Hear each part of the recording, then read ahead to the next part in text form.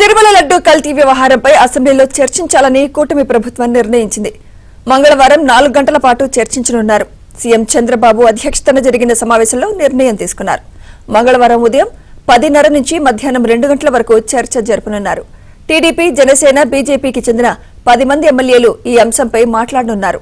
కల్తీ నెయ్యి వ్యవహారంపై చంద్రబాబు కీలక ప్రకటన చేయనున్నారు.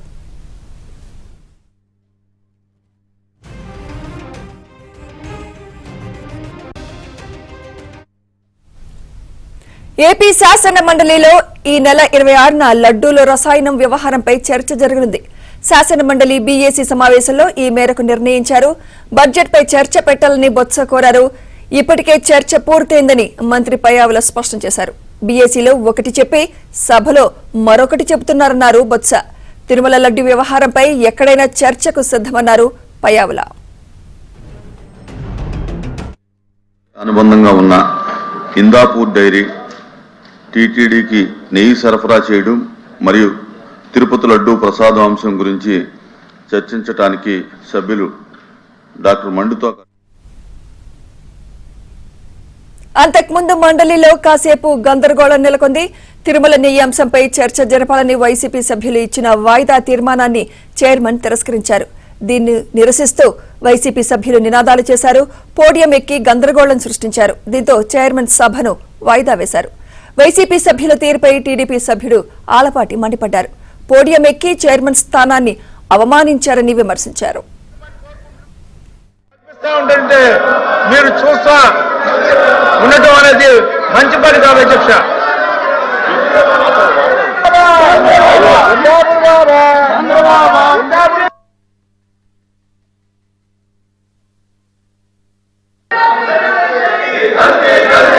ఆర్డర్లో పెట్టమని కోరుకుంటున్నాం అధ్యక్ష. ఈ రకంగా వాళ్ళు వచ్చి పోడియం మీద మీ మీద దాడి చేసేలాగా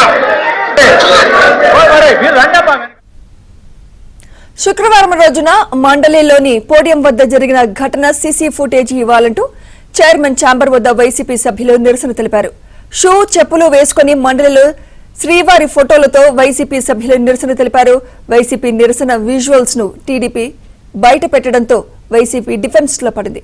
ఆ రోజు ఫుటేజ్ కావాలంటూ ఆందోళన చేశారు.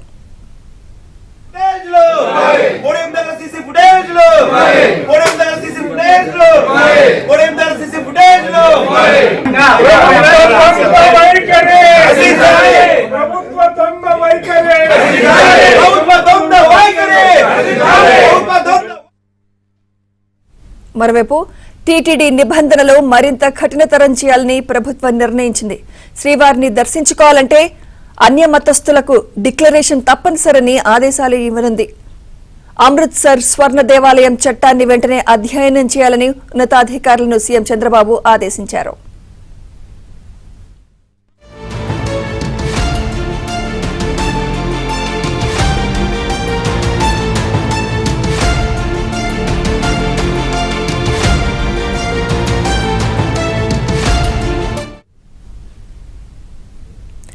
తిరుమల శ్రీవారి లడ్డూ ప్రసాదాల్లో రసాయనాల అంశంపై సుప్రీం కీలక నిర్ణయం తీసుకుంది. ఏపీ ప్రభుత్వం నియమించిన ఏకసభ్య కమిటీకి దేశ అత్యున్నత న్యాయస్థానం గ్రీన్ సిగ్నల్ ఇచ్చింది. సిట్ నివేదికపై ఏపీ ప్రభుత్వం ఏకసభ్య కమిటీని ఏర్పాటు చేయడాన్ని బీజేపీ సీనియర్ నేత సుబ్రహ్మణ్య స్వామి సుప్రీంకోర్టులో సవాల్ విసిరారు.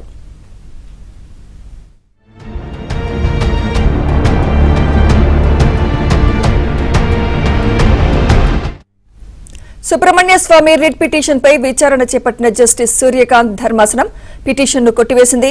లడ్డూలో రసాయనాల అంశంపై ఏకసభ్య కమిటీ విచారణ కూడా కొనసాగవచ్చని సుప్రీం ధర్మాసనం తేల్చి చెప్పింది.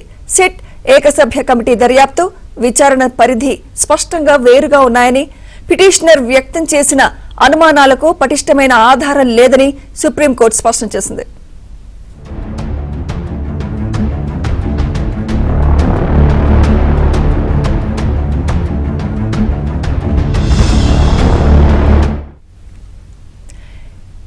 ఏపీ ప్రభుత్వం తరపున ముకుల్ రోహిత్గి, తుషార్ మెహతా, సిద్ధార్థ్ లూత్రా సుప్రీంకోర్టులో వాదనలు వినిపించారు. సిట్ నివేదికను పరిశీలించి పరిపాలనా లోపాలు, టెండర్ అవకతవకలు, బాధ్యులను గుర్తించడానికే ఏకసభ్య కమిటీని ఏర్పాటు చేసినట్లు ఏపీ ప్రభుత్వం తరపు లాయర్లు సుప్రీంకోర్టు దృష్టికి తీసుకువెళ్లారు.